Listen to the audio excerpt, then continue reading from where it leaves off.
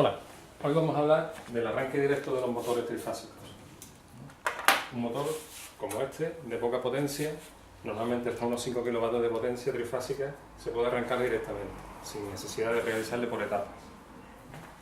Lo primero que tenemos que tener en cuenta es la placa de características. Si nosotros nos fijamos, veremos que nos dice que lo podemos conectar a dos tensiones. Este, por ejemplo, es 230, 400 voltios. Ello indica que tanto en 230 como 400 podemos conectarlo. ¿Qué precaución tenemos que tener? Pues supongamos que la red trifásica a la que lo vamos a conectar es de 400 voltios. Yo miro en el cuadro, magnetotérmico, diferencial, y veo que ese cuadro donde voy a conectar el motor, midiendo entre fase y fase, tengo 400 voltios. Entre R y S 400, entre S y T 400 y entre R y T 400 voltios. Entonces, yo sabiendo que lo puedo conectar a las dos tensiones, lo que sí tengo que tener en cuenta es que internamente cada bobina se quede funcionando a la tensión menor, o sea, a 230 voltios. Si yo lo voy a conectar a 400, tengo que conectarlo de tal manera que internamente se quede funcionando a 230 voltios. Este es el caso. Lo voy a conectar a una red de 400, pero tengo que intentar que se quede en 230 voltios. Nosotros sabemos, en una red trifásica normal, si yo mido cualquier fase con un neutro, haciendo la raíz de 3, que es lo que se queda, marcaría 230 voltios. ¿Vale? Entonces yo lo único que tengo que hacer es conectar cada bobina entre una fase y un neutro, para que se me quede internamente en 230 voltios. ¿Qué ocurre? Que yo no tengo este neutro, no voy a disponer de él, por lo tanto hay que fabricarlo. Pues vamos a ver primero el esquema teórico para comprenderlo bien y después el esquema práctico de cómo conectarlo. Este sería, dentro del arranque de motores trifásicos, el arranque directo en este nivel, ¿vale? Que es cuando coincide la tensión mayor de las dos a la que lo puedo conectar con la tensión que tengo en la red y a la que la voy a conectar. ¿Vale? Pues, si yo tengo tres bobinas en un motor trifásico, saben que hay tres arrollamientos, los puedo llevar U1, U2, otro arrollamiento V1, V2 y el último arrollamiento W1, W2. ¿Vale? Cada una de las tres bobinas que tiene interiormente el motor. Pues cada una la conecto una punta a una fase.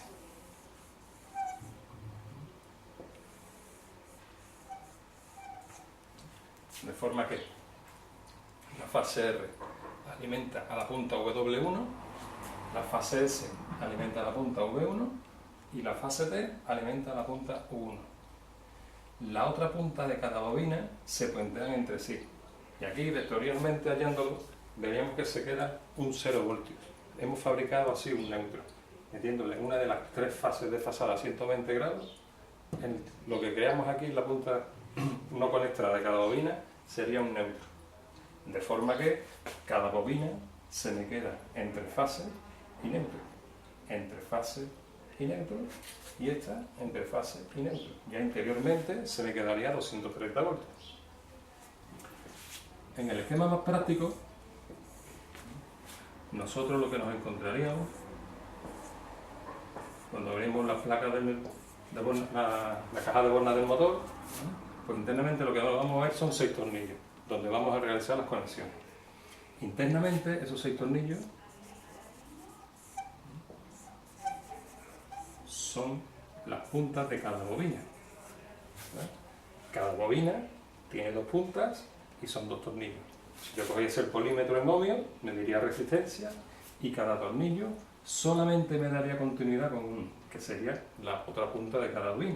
Este solamente me daría continuidad con este, y este solamente me daría continuidad con este.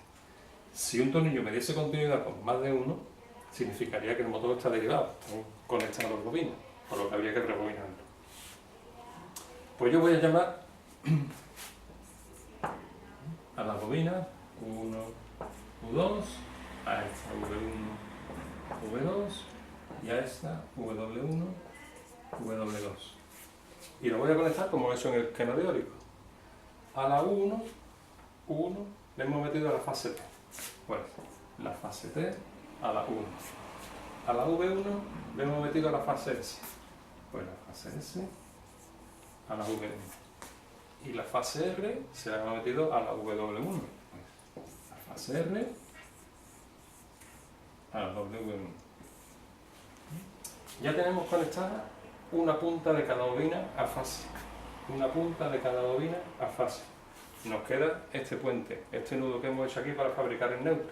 ¿Cómo se hace? Pues cada motor trae consigo unas chapitas que, conectándolas aquí, son chapas metálicas, ¿vale?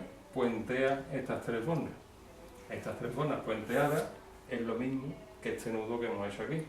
Por lo tanto, como hemos dicho esto, que esto era un 0 voltios, un neutro, cada bobina se nos queda entre fase por una punta y neutro por la otra. Esta bobina se nos queda entre fase y neutro. Y esta última entre fase y neutro. Por lo tanto, interiormente no estaría conectada a 400 voltios. Interiormente se quedaría funcionando a 230. Vamos a verlo en el motor. Si vemos el motor, a ver si se aprecia. Ahí vemos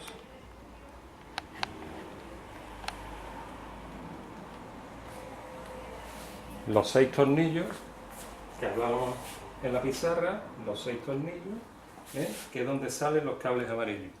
Estos 6 cables amarillos son 2 puntas de cada bobina. Como tenemos 3 bobinas, salen 6 hilos.